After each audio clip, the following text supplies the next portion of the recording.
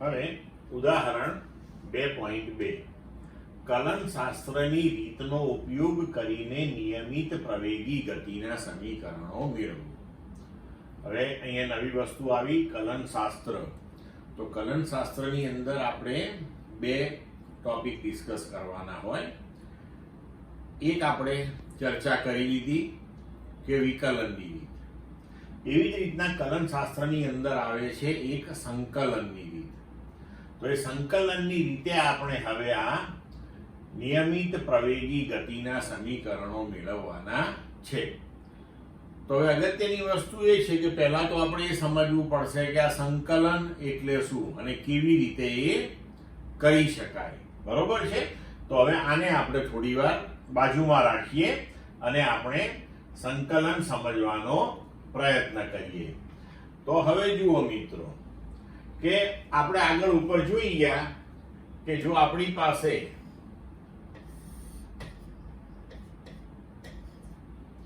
v વિરુદ્ધ t સમયનો આલેખ જો આ પ્રમાણેનો હોય તો આલેખની નીચેનું સમયની અક્ષની સાપેક્ષે અંતરાયેલું જે ક્ષેત્રફળ છે એ આપણને સ્થાનાંતર આપે છે. આ આપણે ચર્ચા કરી, તમે જાણો છો. પણ હવે ધારો કે આપણે અહીંયા જોઈએ કે v વિરુદ્ધ સમય t નો આલેખ જો આ પ્રકારનો હોય કોઈ, તો હવે આપણે સમય t1 થી સમય t2 આ સમયગાળા દરમિયાન થયેલું જો સ્થાનાંતર શોધવું હોય તો કેવી રીતે શોધવું હવે? બરોબર?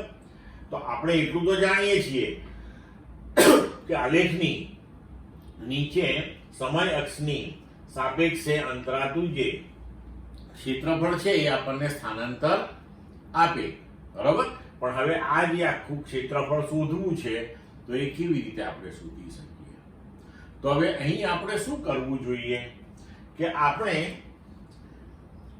ધારો કે આ એ બિંદુથી બી બિંદુ સુધીનો જે આ આલેખ છે આપણો, એ આલેખને આપણે અત્યંત સૂક્ષ્મ એવી પટ્ટીઓમાં વિભાજિત કરી દઈએ. ધારો કે આપણે આવી એક સૂક્ષ્મ પટ્ટી વિચારીએ. આ જે સમયગાળો છે એ ધારો કે આપણે ડેલ્ટા ટી લઈ લઈએ. બરોબર? હવે અહીંયા આગળ આપણે આ પટ્ટીને એટલી સૂક્ષ્મ લઈએ કે એને અનુરૂપ આપણી જે વેલોસિટી છે એ અચળ હોય. બરોબર છે? તો હવે આ જે ક્ષેત્રફળ છે, આ પટ્ટીનું ક્ષેત્રફળ, એ આપણને ડેલ્ટા ટી જેટલા સૂક્ષ્મ સમયગાળા દરમિયાન થતું સ્થાનાંતર આપે. કારણ કે આ ભાગ આપણો ડેલ્ટા ટી થયો અને આ ભાગ આપણા માટે v થયો. તો v ઇન્ટુ ડેલ્ટા ટી આપણને સ્થાનાંતર આપે. હવે આપણે a થી b સુધી આખા ક્ષેત્રફળને આવી અનેક સૂક્ષ્મ સૂક્ષ્મ સૂક્ષ્મ સૂક્ષ્મ પટ્ટીઓની અંદર વિભાજિત કરતા જઈએ તો આપણને સંપૂર્ણ સમયગાળા t2 - t1 દરમિયાન નું સ્થાનાંતર મળે જો બધી જ પટ્ટીઓનું ક્ષેત્રફળ શોધીને આપણે તેનો સરવાળો લઈ લઈએ. પણ હવે આ પદ્ધતિ તો થોડીક અટપટી થઈ ગઈ આપણા માટે, કારણ કે આપણે કેટલી બધી પટ્ટીઓ અહીંયા તૈયાર કરવી પડે અને આ સમયગાળો પાછો સૂક્ષ્મ લઈને એના માટે આ બધા ક્ષેત્રફળ શોધવા, પછી એ બધાનો સરવાળો કરવો. બરોબર છે? તો હવે અહીં આપણે લખી શકીએ કે જો સ્થાનાંતર S બરાબર v ઇન્ટુ ડેલ્ટા ટી. પણ હવે આપણે આવી અનેક પટ્ટીઓ લેવાની છે અને દરેક પટ્ટીઓના ક્ષેત્રફળ શોધી અને એમનો સરવાળો કરવાનો છે. તો આ v ઇન્ટુ ડેલ્ટા ટી આપણને એક પટ્ટીનું ક્ષેત્રફળ આપે. તો હવે આપણે અહીંયા લખી શકીએ કે સિગ્મા આવી અનેક પટ્ટીઓના ક્ષેત્રફળો શોધીને આપણે સરવાળો કરીએ, અને આ આપણે ક્યાંથી ક્યાં સુધી લેવાની છે પટ્ટીઓ, તો કે t1 સમયથી t2 સમય સુધી આપણે આવી પટ્ટીઓ વિચારવાની છે. તો હવે કલનશાસ્ત્રની અંદર જે સંકલનની પદ્ધતિ છે એ આપણને આ જે આપણો પ્રોબ્લેમ છે એનો ખૂબ સરળ ઉપાય આપે છે. કેવી રીતે? હવે આ જ વસ્તુને આપણે જો ડેલ્ટા ટી સમયગાળો અત્યંત સૂક્ષ્મ લઈએ, એટલે કે લક્ષ્ય આપણું લિમિટ જેને કહીએ કે લક્ષ્ય ડેલ્ટા ટી ટેન્ડ્સ ટુ 0, સૂક્ષ્મ 0 ની નજીક, 0 નહીં, બરોબર છે? તો આપણે આવી રીતે લખી શકીએ કે s બરાબર limit delta T tends to 0, બરોબર, અને સિગ્મા t1 થી t2 v ડેલ્ટા ટી. પણ જો હવે અત્યંત સૂક્ષ્મ સમયગાળો લઈ અને આ બધી જ પટ્ટીઓના ક્ષેત્રફળોનો જો આપણે સરવાળો કરતા હોઈએ તો કલનશાસ્ત્રમાં જે સંકલનની રીત છે એ પ્રમાણે આને આપણે લખી શકીએ કે સ્થાનાંતર s બરાબર સંકલન v dt. આ સંકલનની નિશાની છે. તો સંકલન કોનું કરવાનું? v વેલોસિટીનું. કોની સાપેક્ષે કરવાનું? સમયની સાપેક્ષે. એવી રીતે આને વંચાય. હવે ક્યાંથી ક્યાં સુધી કરવાનું? તો કે t1 થી શરૂ કરીને t2 સુધી. તો અહીંયા આગળ t1 અને t2 આ રીતે લખવા પડે આપણે, જેમાં t1 ને આપણે સંકલનની નીચેની સીમા કહીએ છીએ અને t2 ને આપણે સંકલનની ઉપરની સીમા કહીએ છીએ, લોઅર લિમિટ અને અપર લિમિટ, આવી રીતે બોલવામાં આવે છે. તો હવે વેલોસિટીનું તમે એટલે કે વેગનું તમે સમયની સાપેક્ષનું સંકલન કરો તો તમને સ્થાનાંતર મળે. હવે પ્રશ્ન આપણા માટે એ આવશે કે આ સંકલન કરવાનું કેવી રીતે છે, બરોબર છે? તો હવે સંકલન કરવા માટેની જે પદ્ધતિ છે એમાં આપણને ગણિતે સ્ટાન્ડર્ડ સમીકરણો આપેલા છે, બરોબર? જેમ કે આપણે વિકલનમાં જોયું હતું કે x રેઝ ટુ n નું વિકલન કરવું હોય તો એ થાય nx raise to n minus 1. તો એવી જ રીતે આપણે ધારો કે x રેઝ ટુ n નું સંકલન કરવું હોય, બરોબર છે? તો ઇન્ટિગ્રેશન એટલે કે સંકલન x raise to n dx. તો x રેઝ ટુ n નું dx ની સાપેક્ષે આપણે સંકલન લઈએ તો એનું સમીકરણ છે x raise to n plus 1 upon n plus 1. એટલે કે આપણે ઘાતાંકમાં 1 નો વધારો કરવાનો અને પછી એ જે ઘાતાંક આવે તેના વડે એને ભાગવાનું. તો આ સંકલન થઈ ગયું કહેવાય, બરોબર? સંકલન થઈ ગયું કહેવાય અને સીધો જ આપણને જવાબ મળી જાય.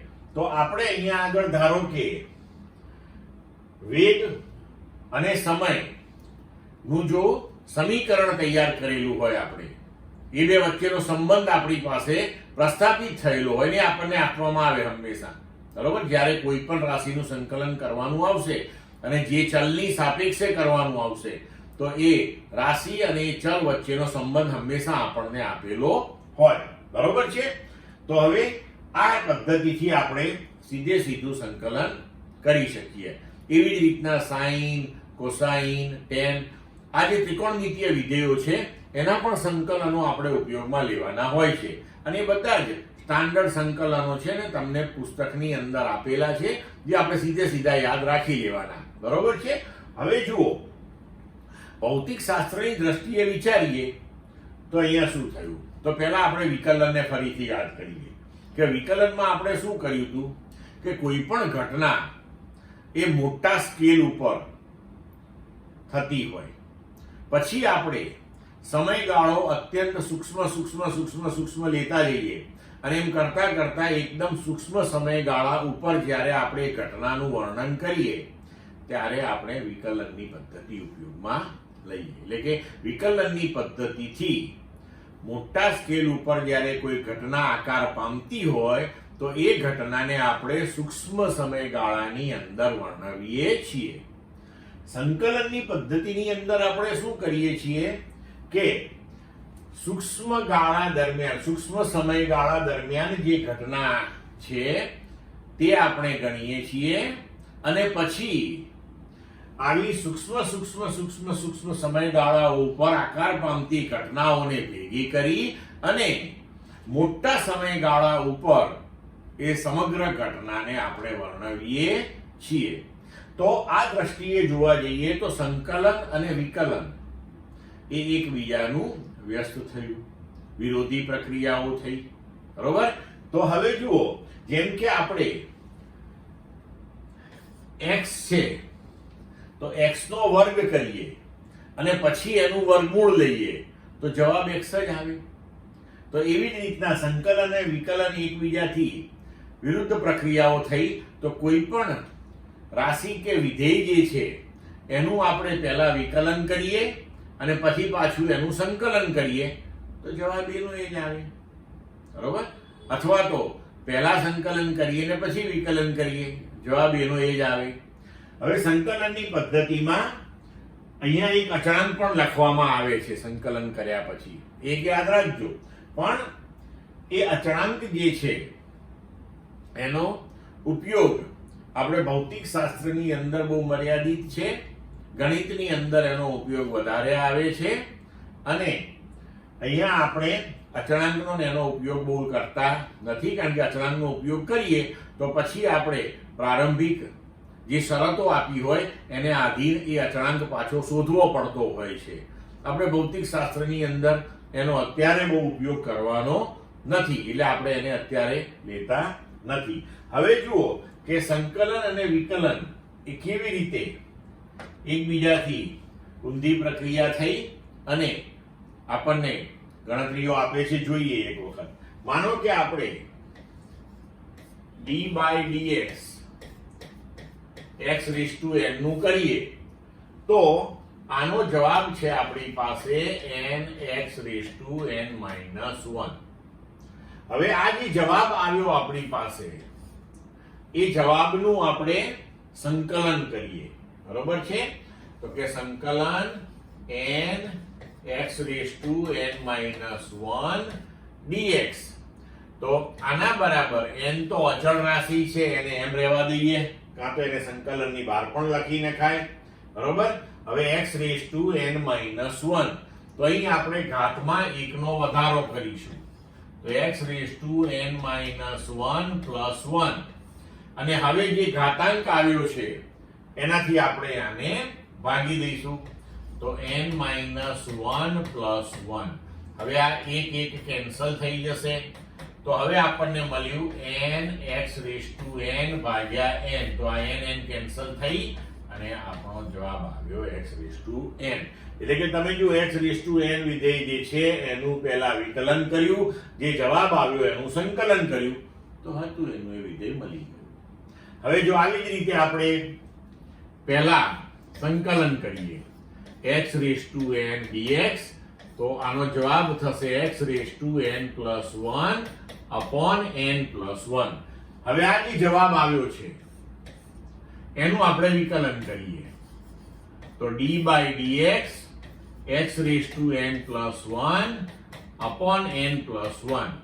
તો હવે n + 1 તો અચળાંક છે, એને આપણે કંઈ કરવાનું નથી, તો એને એઝ ઇટ ઇઝ રહેવા દઈએ. અને હવે અહીંયા ઘાતાંક જે છે એ ગુણકમાં આવી જશે અને ઘાતમાં આપણે 1 નો ઘટાડો કરીશું તો n + 1 - 1. તો હવે આ 1 1 કેન્સલ થયા. તો હવે જુઓ આ n + 1 અને n + 1 પણ કેન્સલ થશે. તો ફરીથી આનો જવાબ શું થઈ ગયો? x⁻n. તો હવે સંકલન વિકલન આ બધું જ તમને સંપૂર્ણ ખ્યાલ આવી ગયો. તો હવે આપણે દાખલો ગણીએ. તો હવે મિત્રો તમને ખ્યાલ આવી ગયો કે આપણે ધારો કે એક રાશિનું વિકલન કરી અને બીજી રાશિ મેળવી તો પછી બીજી રાશિ જે છે એનું સંકલન તમે કરો તો પહેલી રાશિ મળે. બરોબર છે? તો એવી જ રીતે જો તમે એક રાશિનું સંકલન કરો અને બીજી રાશિ મેળવો તો બીજી રાશિનું વિકલન કરીને પહેલી રાશિ મેળવી શકો છો. તો હવે આપણે કલનશાસ્ત્રની રીતનો ઉપયોગ કરીને નિયમિત પ્રવેગી ગતિના સમીકરણો મેળવીએ. તો હવે જુઓ કે પ્રવેગ a બરાબર dv by dt એટલે કે વેગનું સમયની સાપેક્ષનું વિકલન કરવાથી તમને પ્રવેગ મળે. તો એનો મતલબ કે પ્રવેગનું સમયની સાપેક્ષનું સંકલન કરવાથી વેગ મળે, બરોબર. તો હવે જુઓ કે dv બરાબર a dt. તો હવે બંને બાજુએ આપણે સંકલન કરીએ તો કે સંકલન dv બરાબર સંકલન a dt. સમયની આપણે સીમાઓ લીધી 0 થી t સુધી. હવે t બરાબર 0 સમયે જો આપણો પ્રારંભિક વેગ v0 હોય તો વેગની સીમાઓ થશે v0 અને t બરાબર t સમયનો વેગ v હોય તો v0 અને v. આ સીમાઓનો કેવી રીતે ઉપયોગ થાય એ હવે આપણને ખબર પડશે અહીંયા આગળ. હવે આપણે સંકલન dv. તો અહીંયા આગળ તમે જુઓ કે સંકલન અને dv એની વચ્ચે v નથી, બરોબર છે.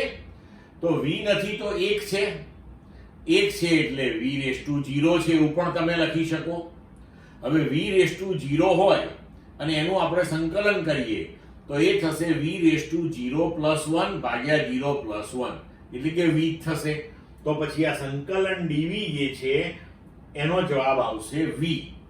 અને પછી જ્યારે આપણે સંકલન કરી લઈએ ત્યારબાદ આ સીમાઓ જે છે એ કૌંસની જમણી બાજુએ નીચે અને ઉપર આવી રીતે દર્શાવવાની.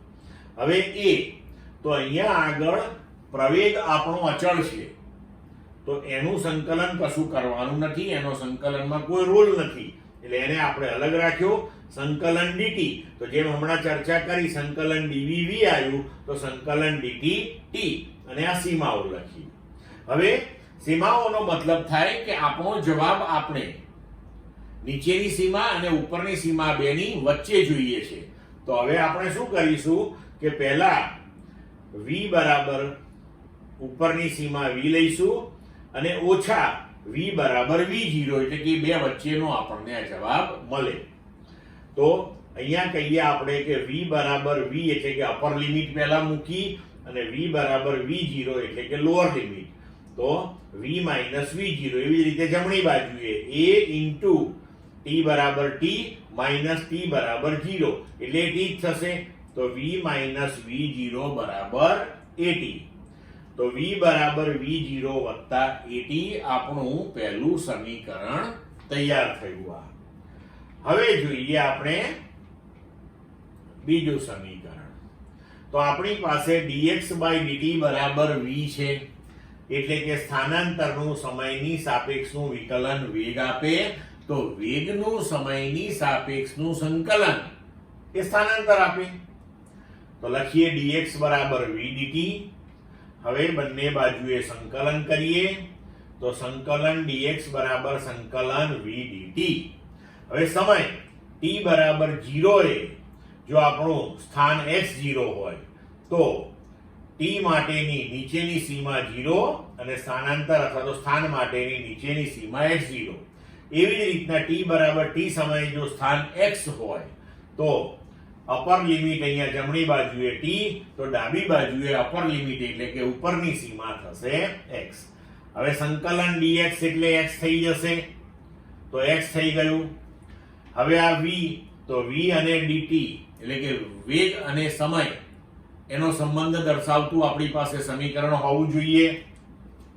તો v ની જગ્યાએ આપણે લખ્યું v0 વત્તા at અને dt. આ સમીકરણ 1 માંથી આ કિંમત મૂકી. હવે આ v0 તો v0 જે છે એની સાથે સમય અહીંયા ગુણકમાં નથી બતાવેલો પણ કઈ એક તો છે ને. તો એક છે મતલબ કે v0 ની સાથે ગુણકમાં અહીંયા આગળ તમે t⁻0 આવું પણ લખી શકો. તો v0 t⁻0 નું સંકલન t થયું a અને આ t તો t⁻1 છે એનો મતલબ કે એનું સંકલન t⁻2 2/2 થયું. અને હવે આપણે અહીંયા સીમાઓ લખી જમણી બાજુએ. અહીંયા આગળ સંકલન x થયું, એમાં ડાયરેક્ટ સીમાઓ મૂકીને ડાબી બાજુ લખી દીધી. હવે આપણે અહીંયા t ની જગ્યાએ એક વખત t મૂકીએ અને માઈનસ t ની જગ્યાએ 0 મૂકીએ તો 0 તો 0 થઈ જશે બધું જ, એટલે નહીં લખીએ તો પણ ચાલશે. તો હવે x આ x0 ને જમણી બાજુએ લઈ ગયા, v0t અહીંયા પણ t બરાબર t તો વત્તા હાફ at સ્ક્વેર. તો આ થયું આપણા માટે બીજું સમીકરણ. ક્લિયર? હવે જોઈએ ત્રીજું સમીકરણ. હવે આપણી પાસે a બરાબર dv/dt છે. તો આ dv/dt ના આપણે ભાગ પાડી શકીએ કે dv/dx ગુણ્યા dx/dt, એટલે સરવાળે આ dv/dt થયું. હવે dx/dt એટલે પાછો વેગ, તો a બરાબર v dv/dx થયું હવે આપણા માટે. બરોબર છે? તો હવે v dv બરાબર a dx આપણે લખીએ આને, આ dx ને આપણે આ બાજુએ લઈ ગયા. હવે બંને બાજુએ સંકલન કરીએ તો સંકલન v dv બરાબર સંકલન a dx. તો પ્રારંભિક સ્થાન x0 તો પ્રારંભિક વેગ v0, અંતિમ સ્થાન x તો અંતિમ વેગ v. એ પ્રમાણે આપણે અહીંયા લિમિટ મૂકી દીધી. હવે સંકલન v dv તો એ થશે v²/2. આ લિમિટ મૂકી દીધી બરાબર a અચળ છે. સંકલન dx એકલું લઈએ તો એનું x થશે, તો x0 અને x. હવે જો આપણે લિમિટ મૂકી દઈએ તો v બરાબર v upper limit minus v બરાબર v0 લોઅર લિમિટ, તો v² - v0/2 a. અને હવે કૌંસમાં x બરાબર upper limit x minus x બરાબર લોઅર લિમિટ x0. તો સમીકરણ તૈયાર થયું v² - v0² બરાબર 2a x - x0. તો આ થઈ ગયું આપણા માટે હવે ગતિનું ત્રીજું સમીકરણ. એને ખાલી આપણે v0² ને આ બાજુએ લઈ જઈને લખ્યું છે. તો આ રીતે આપણે કલનશાસ્ત્રની સંકલનની રીતનો ઉપયોગ કરીને નિયમિત પ્રવેગી ગતિના બધા જ સમીકરણો મેળવી શકીએ છીએ. ક્લિયર મિત્રો?